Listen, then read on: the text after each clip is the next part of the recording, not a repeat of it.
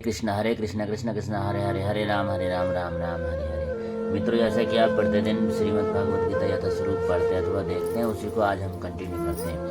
सर्व कर्माणि मन से संन्यासस्ते सुखम बसी, नवद्वारे परम देनेव कुर्बन कार्यन। अर्थात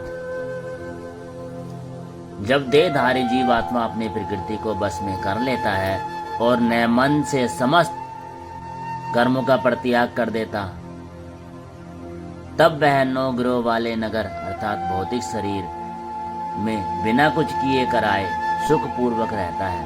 अर्थात देहधारी जीवात्मा नौ द्वारों वाले नगर में वास करता है। शरीर अथवा नगर रूपी शरीर के कार्य प्राकृतिक गुणों द्वारा स्वतः संपन्न होते हैं। शरीर की परिस्थितियों के अनुसार रहते हुए भी जीव इच्छानुसार इन परिस्थितियों के परे भी हो सकता है। अपनी प्रकृति को विस्मृत करने के ही कारण वह अपने को शरीर समझ बैठता है और इसलिए कष्ट पाता है। कृष्ण भावनामृत के द्वारा वह अपनी वास्तविक स्थिति को पुनः प्राप्त कर सकता है और इस देह बंधन से मुक्त हो सकता है। अतः ज्यों ही कोई कृष्ण भावनामृत को प्राप्त होता है, तुरंत ही वह शारीरिक कार्यों से सर्वथा विलग हो जाता है। ऐसे संयमित जीवन में जिसमें उसकी कार्य प्रणाली में परिवर्तन आ जाता है, वह नौ द्वारों वाले नगर में सुख पूर्वक निवास करता है। ये नौ द्वार इस प्रकार है। नवद्वारे पुरे देहि हंसो लेल्यायते वही है, बसी सर्वस्य लोकस्य स्थावस्य चस्य च। शरीर जीव के शरीर के भीतर वास करने वाले भगवान ब्रह्मांड के समस्त जीवों के नियंता है। यह शरीर नौ द्वारा जैसे दो आंख, दो नथुने, दो कान, एक मुंह, गुदा तथा उपस्थ से युक्त है। वृद्धावस्था में जीव अपने को शरीर मानता है, किंतु जब वह अपनी पहचान अपने स्तर से के भगवान से करता है तो वह शरीर में रहते हुए भी भगवान की भांति मुक्त हो जाता है। अतः कृष्ण भावनामृत व्यक्ति शरीर के बाह्य तथा आंतरिक दोनों कर्मों से मुक्त रहता है। न कर्तव्यम न कर्माणि लोकस्य सृजसि प्रभु है, न कर्म फल संयोगम स्ववास्तु प्रवर्तते। अर्थात शरीर रूपी नगर का स्वामी देहधारी जीवात्मा न तो कर्म का सृजन करता है और न लोगों को कर्म करने के लिए प्रेरित करता है, न ही कर्म फल की रचना करता है। यह सब तो प्रकृति के गुणों द्वारा ही किया जाता है। अर्थात जैसे कि 7वें अध्याय में बताया जाएगा, जीव तो परमेश्वर की शक्तियों में से एक है, किंतु वह भगवान की अपरा प्रकृति है जो पदार्थ से भिन्न है। संयोग बस परा प्रकृति या जीव अनादिकाल से प्रकृति अर्थात अपरा के संपर्क में रहा है। जिस नाशवान शरीर या भौतिक आवास को प्राप्त करता है, वह अनेक कर्मों और उनके फलों के कारण ऐसे बद्ध वातावरण में रहते हुए मनुष्य अपने कर्मों को अज्ञानवश शरीर मानकर शरीर के कर्म फलों को भोग करता है। अंततः काल से उपार्जित यह अज्ञान ही शरीर सुख दुख का कारण है। जो ही जीव शरीर के कार्यों से पृथक हो जाता है, तो ही वह कर्म बंधन से मुक्त हो जाता है। जब तक वह शरीर रूपी नगर में निवास करता है, तब तक वह इसका स्वामी प्रतीत होता है, किंतु वास्तव में वह न तो इसका स्वामी होता है और न ही इसके कर्मों तथा फलों का नियंता ही। वह तो इस भवसागर के बीच जीवन संघर्ष में रत प्राणी है। सागर की लहरें उसे उछालती रहती हैं, किंतु उन पर उसका वश नहीं चलता।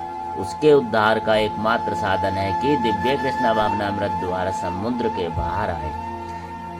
इसी के द्वारा समस्त अशांति से उसकी रक्षा हो सकती है। नादते कस्य चिंतापम न चैव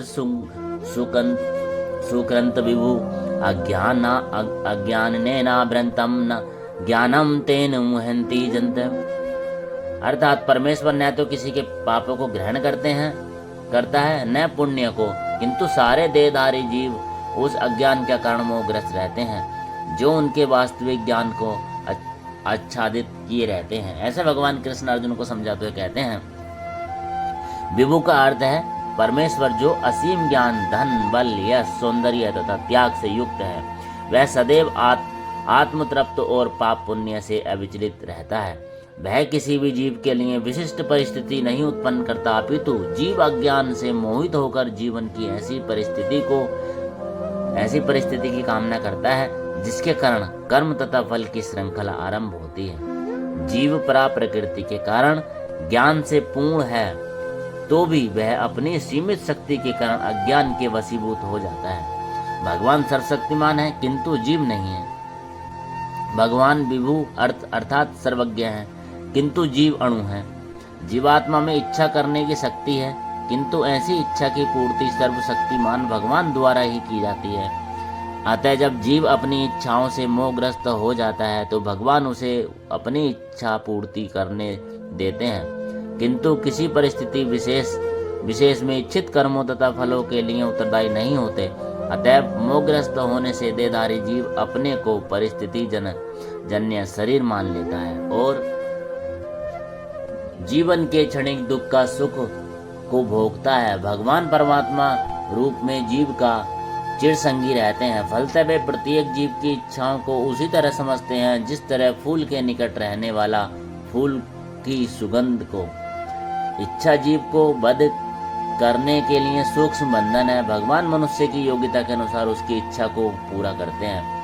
आपन सोची होत नाही प्रभु सोची तत्काल, मतलब जब हम सोचते भी नहीं प्रभु उसे तत्काल, जो हम सोचते हैं उस प्रभु उसे तत्काल ही पूरा कर देते हैं। अतः व्यक्ति अपनी इच्छाओं को पूरा करने में सर्वशक्तिमान नहीं होता, किंतु भगवान इच्छाओं की पूर्ति कर सकते हैं। वे निष्पक्ष होने के कारण स्वतंत्र अणुजीवों की इच्छाओं में व्यवधान नहीं डालते, किंतु जब कोई कृष्णा की इच्छा करता है तो भगवान उसकी विशेष चिंता करते हैं और उसे इस प्रकार प्रोत्साहित करते हैं कि भगवान को प्राप्त करने की उसकी इच्छा पूरी हो और वह सदैव सुखी रहे। अतः वैदिक मंत्र पुकार कर कहते हैं, ऐसो साधु कर्म कार्यति तम यमोभ्य लोकभ्य उन्नति उन्नीनिशेस्ते ऐसम उ एवा साधु कर्म कार्यते यमो निशिष्टे।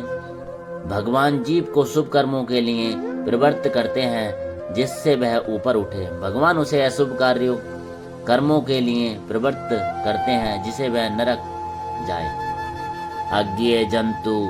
अज्ञे जंतुर निस्वयमात्मन दुखे खयो ईश्वर प्रेति गच्छेत सर्व स्वर्ग वार्षव भ्रमे च। जीव अपने सुख तथा दुख के पूर्णतः आश्रित हैं। परमेश्वर की इच्छा से वह स्वर्ग या नरक जाता है, जिस तरह वायु के द्वारा प्रेरित बादल। अतः देहधारी जीव कृष्ण भावनामृत की अपेक्षा करने की अपनी अनादि प्रवृत्ति के कारण अपने के लिए मोह उत्पन्न करता है। फलस्वरूप स्वभावतः सच्चिदानंद स्वरूप होते हुए भी वह अपने अस्तित्व की लघुता के कारण भगवान के प्रति सेवा करने की अपनी स्वाभाविक स्थिति को भूल जाता है और इस तरह वह अविद्या द्वारा बंदी बना लिया जाता है। अज्ञानवश जीव यह कहता है कि उसे भव बंधन के लिए भगवान उत्तरदायी है। इसकी पुष्टि वेदांत सूत्र में भी करते हैं। वैषम्य निर्घृणयेन सापेक्षात् बात तथा ही दर्शयति। भगवान न तो किसी के प्रति घृणा करते हैं और न किसी को चाहते हैं, यद्यपि ऊपर से ऐसा प्रतीत होता है। शेष चर्चा आगे। हरे कृष्णा कृष्ण कृष्ण हरे हरे, हरे राम राम राम हरे हरे। चैनल को सब्सक्राइब कर लेना, वीडियो को लाइक कमेंट शेयर कर देना। पूरी संपूर्ण आपको यहाँ भगवत चर्चा सुनने का देखने को